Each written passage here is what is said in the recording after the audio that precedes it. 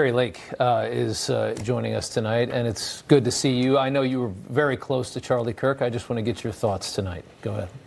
Well, I mean, I'm devastated. My phone's been, all blowing up all afternoon, and I just haven't even had the words to talk to people. I called my daughter, who worked for Charlie for a number of months, and then she went on to work for Turning Point Action, which was the political action part of Turning Point, and she was in tears. She's 22 years old. And Charlie meant that much to her. And she ended up leaving Turning Point. And I remember one of my last conversations, he was telling me how upset he was that Ruby was leaving. And I said, Charlie, Ruby followed your advice. You told kids that college is overrated. She didn't go to college. She instead got politically involved, worked for Turning Point. And now she's ready to settle down and start a family like you and Erica have. And he stopped and paused and he looked and he said, well, that's a pretty good reason to leave and to get started on the next phase of her life. So I've just had a lot of great memories with Charlie. Of course, we're both Arizona residents. He lives in Arizona. He's made that his home. He's raising his family there. And I just can't believe he's gone. It hasn't sunk in yet. I'm saddened for Erica. I know she's incredibly strong in her faith. She comes from a very incredible family where she's a follower of Christ, and I think Erica's going to have to lean on a strength that she didn't even know she had in the years to come to raise those two little ones, and thinking they won't ever be able to be embraced by their father again, but also knowing that she understands the power of what Charlie has created. A 31-year-old, not just a movement, not just a 501c3. Charlie realized it had to be more than that. He created a huge impression in the media market. He created a podcast, then turned it into a popular radio show. He wasn't just reaching young people. I think the misunderstanding people have about Charlie Kirk is he was just reaching the young vote. He was reaching the young vote's parents and grandparents, and he had the biggest donor base of anybody I'd ever seen. It wasn't just MAGA. It was people who had never donated to politics before. It was people who were part of the establishment, but were curious and appreciated Charlie's approach to reaching the youth. And frankly, I truly believe Charlie was going to run for president, and he was going to be the youngest president we ever had, and possibly even in the next election. And that's a big threat to a lot of people, because Charlie had the donor base, Charlie had the movement, he had the apparatus, he had the volunteers, and he had the heart for it. And I know that we're still a long ways away from that election, but Charlie was a huge threat to a lot of people, and not just the people that you can imagine he was. Ooh. And he's only been on the planet for 31 years, and he's been taken away from us, and I'm deeply saddened by that. Carrie, one of the things, too, you talk about this massive donor base, and, people don't understand how valuable that is in politics. But he was one of the few people that was actually... People donate to politics for whatever reason. People seek donations for political reasons for whatever reason.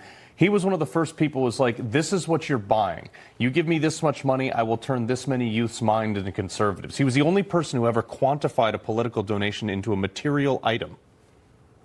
That's right. And he did it exactly that way. This amount of money can help us reach this many kids on every college campus.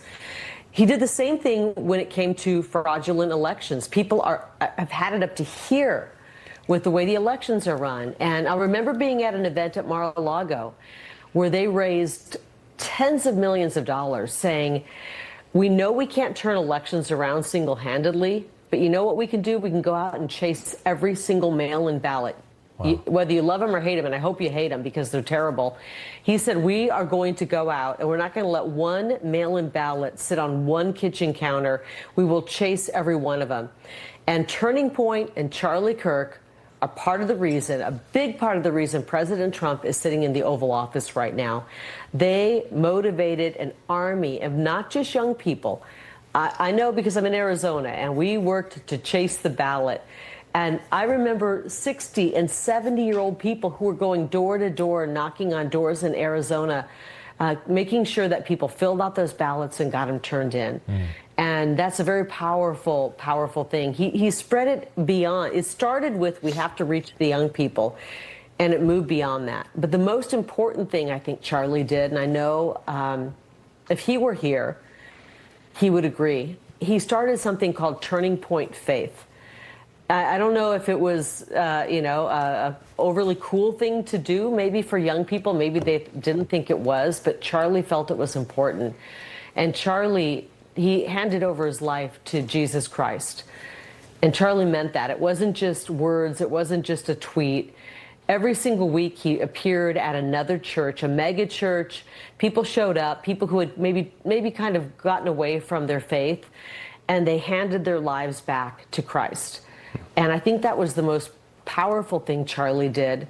And the thing that is giving me solace today is knowing that when I saw that video and I realized after looking at the video, survival for Charlie was going to be very difficult. I immediately knew, but I know he's going to be with Christ. I know he's going to be with our Savior.